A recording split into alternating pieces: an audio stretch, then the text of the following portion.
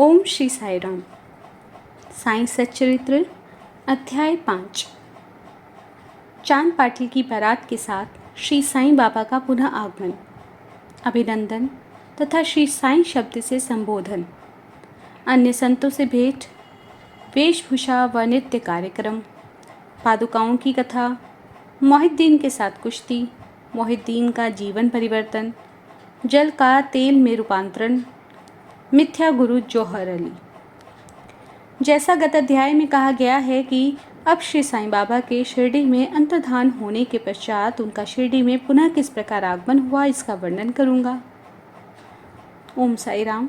चांद पाटिल की बारात के साथ पुनः आगमन। जिला औरंगाबाद के धूपगांव में चांद पाटिल नामक एक धनवान मुस्लिम रहते थे। जब वह औरंगाबाद जा रहे थे तो मार्ग में उनकी घोड़ी कहीं खो गई।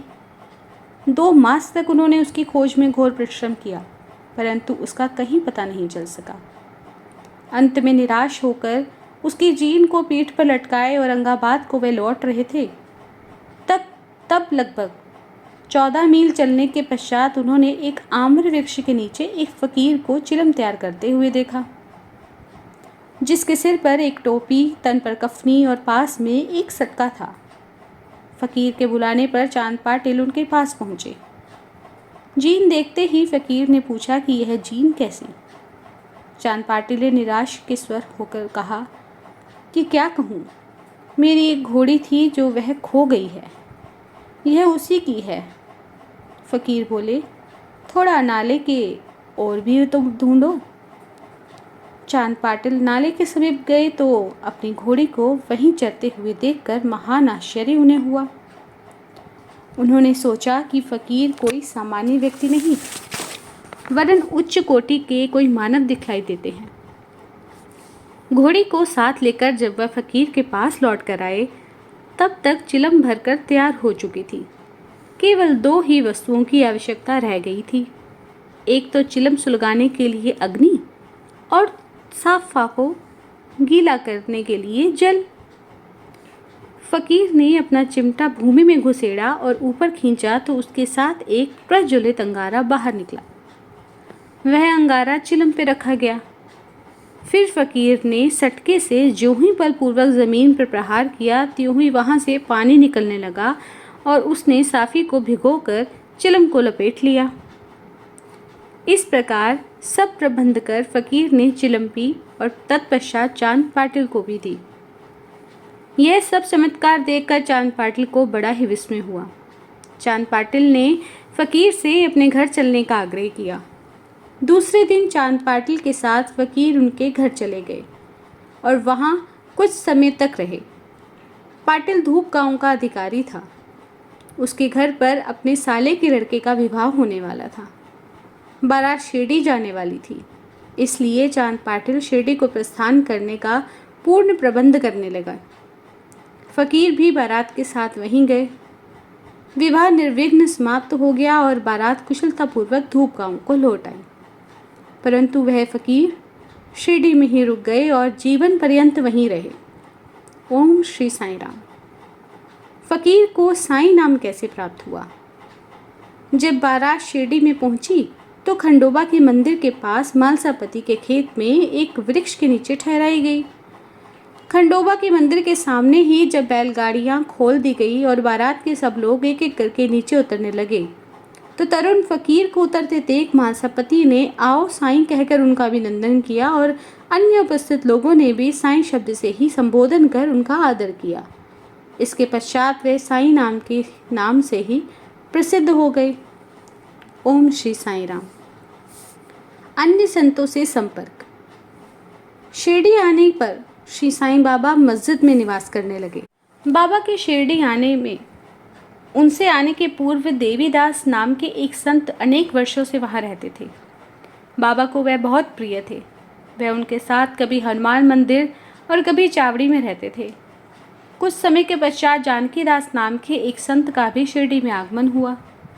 अब बाबा जानकीदास से वार्तालाप करने में अपना बहुत सा समय व्यतीत करने लगे। जानकीदास भी कभी कभी बाबा के स्थान पर चले आया करते थे और पुणतांबे के श्री गंगागीर नामक एक पारिवारिक वैश्य संत भी बहुधा बाबा के पास आया जाया करते थे। जब प्रथम बार उन्होंने श्री साईं बाबा को बगीचा सींचने के लिए पानी ढोते हुए देखा तो उन्हें बड़ा अचंभा हुआ। वे स्पष्ट शब्दों में कहने लगे कि शिरडी परम भाग्यशालिनी है, जहाँ एक अमूल्य हीरा है।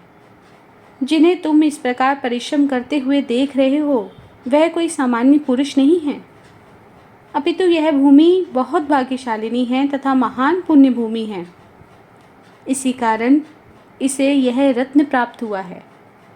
इसी प्रकार श्री अक्कलकोट महाराज के एक प्रसिद्ध शिष्य संत आनंदनाथ, जो कुछ शिरडी वासियों के साथ शिरडी पधारे थे, उन्होंने भी स्पष्ट कहा कि यद्यपि ब्राह्य दृष्टि से यह साधारण व्यक्ति जैसे प्रतीत तो होते हैं, परंतु ये सचमुच असाधारण व्यक्ति हैं। इसका तुम लोगों को भविष्य में ही अनुभव होगा। ऐसा कहकर वे येवला को लौट गए। यह उस समय की बात है जब शिरडी बहुत ही साधारण सा गांव था और साईं बाबा की उम्र भी छोटी थी। ओम श्री साईं राम। बाबा का रहन सहन व नित्य कार्यक्रम। तरुण अवस्था में श्री साईं बाबा अपने केश कभी नहीं कटाए और वे सदैव एक पहलवान की तरह ही रहते थे। जब वे रहाता को जाते तो वहाँ से वे गेंदा, जाई और जूही के पौधे मोल ले आया करते थे और वे उन्हें स्वच्छ करके उत्तम भूमि देखकर वहाँ लगा देते और स्वयं ही सींचते। वामन तात्या नाम के एक भक्त इन्हें नित्य प्रति 2 घड़े दिया करते थे। इन घड़ों द्वारा बाबा स्वयं ही पौधों में पानी डाला करते थे। वे स्वयं कुएं से पानी खींचते और संध्या समय घड़ों को नीम वृक्ष के नीचे रख देते थे। जैसे ही घड़े वहाँ रखते थे, वैसे ही वह फूट जाया करते थे, क्योंकि वह बिना तपाए और कच्ची मिट्टी के बने होते थे। दूसरे दिन तात्या उन्हें फिर 2 नए घड़े दिया करते थे। यह क्रम 3 वर्षों तक चला और श्री साईं बाबा के कठोर परिश्रम तथा प्रयत्न से वहाँ फूलों की एक सुंदर फुलवारी बन गई। आजकल इसी स्थान पर बाबा की समाधि मंदिर की भव्य इमारत शोभायमान है, जहाँ सहस्त्रों भक्त आते जाते रहते हैं और बाबा के शुभ दर्शन का लाभ उठाते हैं। ओम श्री साईं राम। नीम वृक्ष के नीचे पादुकाओं की कथा। श्री अक्कलकोट महाराज के एक भक्त, जिनका नाम भाई कृष्ण जी अली बागकर था, उनके चित्र का नित्य प्रति पूजन किया करते थे।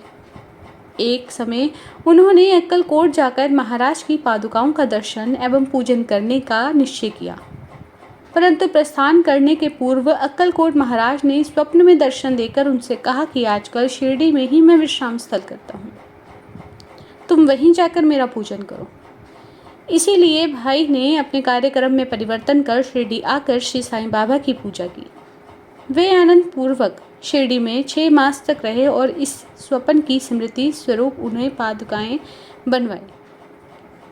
सावन में शुभ दिन देखकर नीम वृक्ष के नीचे वे पादुकाएं स्थापित कर दी गई सन 1834 में। दादा केलकर तथा उपासनी महाराज ने यथाविधि स्थापना उत्सव संपन्न किया। एक दीक्षित ब्राह्मण पूजन के लिए नियुक्त कर दिए गए और प्रबंध कार्य एक भक्त सगुण मेरू नायक को सौंपा गया। ओम श्री साईं राम। कथा का पूर्ण विवरण। ठाणे के सेवानिवृत्त मामलतदार श्री बीवी देव, जो श्री साईं बाबा के एक परम भक्त थे, उन्होंने सगुण मेरू नायक और गोविंद कमलाकर दीक्षित से इस विषय में पूछताछ की। पादुकाओं का पूर्ण विवरण साईं लीला भाग 11 संख्या 1 पृष्ठ 24 में प्रकाशित हुआ है, जो निम्नलिखित है। बम्बई में एक भक्त डॉक्टर राम राव कोठारे बाबा के दर्शनार्थ शिरडी आए। उनका कंपाउंडर और उनके एक मित्र भी भाई कृष्ण जी अली बागकर भी उनके साथ में शिरडी आए। कंपाउंडर और भाई की सगुण मेरू नायक तथा जी के दीक्षित से घनिष्ठ दोस्ती हो गई। अन्य विषयों पर चर्चा करते समय इन लोगों को विचार आया कि श्री साईं बाबा के प्रथम शिरडी आगमन तथा पवित्र नीम वृक्ष के नीचे निवास करने की ऐतिहासिक स्मृति के उपलक्ष्य में क्यों न पादुकाएं स्थापित की जाएं। जब पादुकाओं के निर्माण का विचार विमर्श होने लगा, तब भाई के मित्र कंपाउंडर ने कहा कि यह बात मेरे स्वामी कोठारे को विदित हो जाए तो वह इस कार्य को निमित्त अति सुंदर पादुकाएं बनवा देंगे। यह प्रस्ताव सबको मान्य हुआ और डॉक्टर कोठारे को इसकी सूचना दी गई। उन्होंने शिरडी आकर पादुकाओं की रूपरेखा बनाई तथा इस विषय में उपासनी महाराज से भी खंडोबा मंदिर में भेंट की। उपासनी महाराज ने उसमें बहुत से सुधार किए और कमल फूल आदि खींचे गए तथा नीचे लिखा श्लोक भी रचा, जो नीम वृक्ष के महात्म्य व बाबा की योग शक्ति का द्योतक है, जो इस प्रकार है। सदा निम्ब वृक्षस्य मूलाधिवासात् सुधा सत्राविणं तिक्तमप्यप्रियं तं तरुं कल्पवृक्षाधिकं साधयन्तं नमेश्वरम सद्गुरु साईनाथम। अर्थात मैं भगवान साईनाथ को नमन करता हूँ, जिनका सानिध्य पाकर नीम वृक्ष कटु तथा अप्रिय होते हुए भी अमृत वर्षा करते हैं। इसमें अनेक व्याधियों से मुक्ति देने के गुण होने के कारण कल्पवृक्ष से भी यह श्रेष्ठ कहा गया है। उपासनी महाराज का विचार सर्वमान्य हुआ और कार्य रूप में भी परिणित हुआ। पादुकाएं बंबई में तैयार कराईं और कंपाउंडर के हाथों शिरडी भेज दी गई। बाबा की आज्ञा अनुसार इसकी स्थापना सावन की पूर्णिमा के दिन की गई। इस दिन प्रातःकाल 11 बजे जी के दीक्षित उन्हें अपने मस्तक पर धारण कर खंडोबा के मंदिर से समारोह के और धूमधाम के साथ द्वारका माई में ले आए। बाबा ने पादुकाएं स्पर्श कर कहा कि ये भगवान के श्री चरण हैं, इनकी नीम वृक्ष के नीचे स्थापना कर दो। इसके एक दिन पूर्व ही बंबई के एक पारसी भक्त शेठ ने 25 रुपये का मनी ऑर्डर भेजा था। बाबा ने ये रुपये पादुकाओं की स्थापना के निमित्त दे दिए। स्थापना में कुल 100 रुपये व्यय हुए, जिसमें 75 रुपये चंदे द्वारा एकत्रित किए गए। प्रथम 5 वर्षों तक डॉक्टर कोठारे दीपक के निमित्त 2 रुपये मासिक भेजते रहे। उन्होंने पादुकाओं के चरणों चारों ओर लगाने के लिए लोहे की छड़ें भी भेजी। स्टेशन से छड़े ढोने और छप्पर बनाने का खर्च सगुण मेरू नायक ने दिया। आजकल जरबाड़ी पूजन करते हैं और सगुण मेरू नायक नैवेद्य अर्पण करते हैं तथा संध्या को दीपक जलाते हैं। भाई कृष्ण जी पहले अक्कलकोट महाराज के शिष्य थे। अक्कलकोट जाते हुए वे शक 1834 में पादुका स्थापन के शुभ अवसर पर शिरडी आए और दर्शन करने के पश्चात जब उन्होंने बाबा से अक्कलकोट प्रस्थान करने की आज्ञा मांगी, तब बाबा कहने लगे कि अरे अक्कलकोट में क्या है, तुम वहाँ व्यर्थ क्यों जाते हो, वहाँ के महाराज तो यही हैं। यह सुनकर भाई ने अक्कलकोट जाने का विचार त्याग दिया। पादुकाएं स्थापित होने के पश्चात वे बहुधा शिरडी आया करते थे। श्री बीवी देव ने अंत में ऐसा लिखा है कि इन सब बातों का विवरण हेमांड पंत को विदित नहीं था, अन्यथा वे श्री साईं सचरित्र में लिखना कभी नहीं भूलते। ओम श्री साईं राम। मोहिद्दीन तंबोली के साथ कुश्ती और जीवन परिवर्तन। शिरडी में एक पहलवान था जिसका नाम मोहिद्दीन तंबोली था। बाबा का उससे किसी विषय पर मतभेद हो गया था। फलस्वरूप दोनों में कुश्ती हुई और बाबा हार गए। इसके पश्चात बाबा ने अपनी पोशाक और रहन सहन में परिवर्तन कर दिया। वे कफनी पहनते, लंगोट बांधते और एक कपड़े के टुकड़े से सिर ढकते। वे आसन तथा शयन के लिए एक टाट का टुकड़ा काम में लाते। इस प्रकार फटे पुराने चीथड़े पहनकर वे बहुत संतुष्ट प्रतीत होते। वे सदैव यही कहा करते थे कि गरीबी अव्वल बादशाही, अमीरी से लाख सवाई, गरीबों का अल्लाह भाई। गंगागीर को भी कुश्ती से बड़ा अनुराग था। एक समय जब वह कुश्ती लड़ रहा था तब इसी प्रकार उसको भी त्याग की भावना जागृत हो गई। इसी उपयुक्त अवसर पर उसे देव वाणी सुनाई दी कि भगवान के साथ खेल में अपना शरीर लगा देना चाहिए। इस कारण वह संसार छोड़ आत्म अनुभूति की ओर झुक गए। पुणतांबे के समीप एक मठ स्थापित कर वह अपने शिष्यों सहित वहां रहने लगे। श्री साईं बाबा लोगों से ना मिलते और ना ही वार्तालाप करते। जब कोई उनसे कुछ प्रश्न करता तो वे केवल उतना ही उत्तर देते। दिन के समय वे नीम वृक्ष के नीचे विराजमान रहते। कभी कभी गांव की मेड़ पर नाले के किनारे एक बबूल वृक्ष की छाया में भी बैठा करते और संध्या में अपनी इच्छा अनुसार कभी भी वहाँ वायु सेवन करने के लिए निकल जाया करते। नीम गांव में वे बहुधा बाला साहेब डेंगले के घर जाया करते। बाबा श्री बाला साहेब को बहुत प्यार करते थे। उनके छोटे भाई, जिसका नाम नाना साहेब था, वह द्वितीय विवाह करने पर भी उनको कोई संतान नहीं थी। बाला साहेब ने नाना साहेब को श्री साईं बाबा की दर्शनार्थ शिरडी भेजा। कुछ समय पश्चात उनकी श्री कृपा से नाना साहेब के यहाँ एक पुत्र रत्न हुआ। इसी समय से बाबा के दर्शनार्थ लोगों का अधिक संख्या में आना आरंभ हो गया तथा उनकी कीर्ति भी दूर दूर तक फैलने लगी। अहमदनगर में भी उनकी अधिक प्रसिद्धि हो गई। तभी से नाना साहेब चांदोरकर, केशव चिदंबर और अन्य कई भक्तों का शिरडी में आगमन होने लगा। बाबा दिन भर अपने भक्तों से घिरे रहते और रात्रि में जीर्ण शीर्ण मस्जिद में शयन किया करते। इस समय बाबा के पास कुल सामग्री चिलम, तंबाकू, एक टमरेल, एक लंबी कफनी, सिर के चारों ओर लपेटने का एक कपड़ा, एक सटका था जिसे वह सदा अपने पास रखते थे। सिर पर सफ़ेद कपड़े का एक टुकड़ा वे सदा इस प्रकार बांधते थे कि उसका एक छोर बाएं कान पर से पीठ पर गिरता हुआ ऐसा प्रतीत होता था कि मानो बालों का जूड़ा हो। हफ्तों तक वे इन्हें स्पर्श नहीं करते थे। पैरों में कोई जूता या चप्पल नहीं पहनते थे। केवल एक टाट का टुकड़ा ही अधिकांश दिन में उनके आसन का काम देता था। वे एक कौपीन धारण करते और सर्दी से बचने के लिए दक्षिण मुख हो धुनी से तपते थे। वह धुनी में लकड़ी के टुकड़े डाला करते थे तथा अपना अहम इच्छाओं और समस्त विषय आसक्तियों की उसमें आहुति दिया करते थे। वह अल्लाह मालिक का सदा उच्चारण किया करते। जिसे मस्जिद में वे पधारे थे, जिस दिन उसमें केवल 2 कमरों के बराबर ही लंबी जगह थी और यहीं सब भक्त उनके दर्शन किया करते थे। सन 1912 के पश्चात कुछ परिवर्तन हुआ, परंतु पुरानी मस्जिद का जीर्णोद्धार हो गया और उसमें एक फर्श भी बनवा दिया गया। मस्जिद में निवास करने के पूर्व बाबा दीर्घ काल तक तकिया में रहे। वे पैरों में घुंघरू बांधकर प्रेम विहल होकर सुंदर नृत्य व गायन भी करते थे। ओम श्री साईं राम। जल का तेल में परिवर्तन। बाबा को प्रकाश से बड़ा अनुराग है।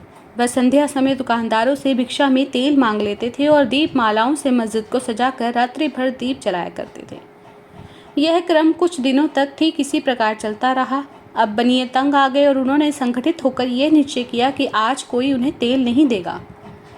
नित्य नियम अनुसार जब बाबा तेल मांगने पहुंचे तो प्रत्येक स्थान पर उनका नकारात्मक उत्तर से ही स्वागत हुआ। किसी से कुछ कहे बिना बाबा मस्जिद को लौटाए और सूखी बत्तियां दियों में डाल दी। बनिए तो बड़ी उत्सुक होकर उन पर दृष्टि जमाए हुए थे। बाबा ने टमरेल उठाया जिसमें बिल्कुल थोड़ा सा ही तेल था। उन्होंने उसमें पानी मिलाया और वह तेल मिश्रित जल वे पी गए। उन्होंने उसे पुनः 3 पार्ट में उगल दिया और वह तेल या पानी दियों में डालकर उन्हें जला दिया। उत्सुक बनियों ने जब दीपकों को पूर्ववत रात्रि भर संध्या समय से लेकर उन्होंने जलते हुए देखा, तब उन्होंने अपने किए पर बड़ा दुख उनको लगा और उन्होंने बाबा से क्षमा याचना की। बाबा ने उन्हें क्षमा कर भविष्य में सत्य व्यवहार करने की प्रेरणा दी और सावधान किया। ओम श्री साईं राम। मिथ्या गुरु जौहर अली। उपयुक्त वर्णित कुश्ती के पश्चात 5 वर्ष पश्चात जौहर अली नाम के एक फ़कीर अपने शिष्यों के साथ रहाता आए। वे वीरभद्र मंदिर के समीप एक मकान में रहने लगे। फ़कीर विद्वान थे। कुरान की आयतें उसे कंठस्थ थी। उनका कंठ मधुर था।